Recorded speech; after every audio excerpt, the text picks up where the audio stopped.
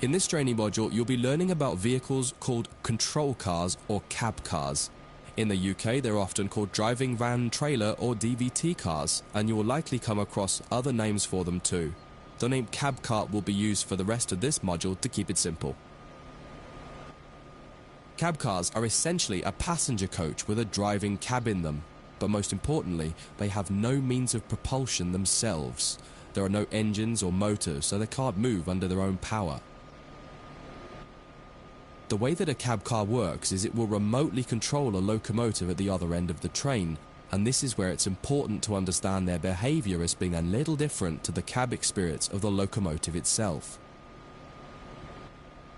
There may be a little lag in control response, and you may not quite have the same instrument outputs as you do in the locomotive itself. For this module, you'll be taking this German Doppelstock cab car, which has a BR146.2 locomotive at the other end, setting it up and then driving it forwards to a marker at the other end of the yard area. Revisit this module a couple of times to try different things out and get familiar with the subtle difference when driving from the cab car. One of the biggest and most obvious differences when driving from the cab car is that there's a lot less sound. Since all the motors and fans are at the other end of the train, it can be a little disconcerting at first.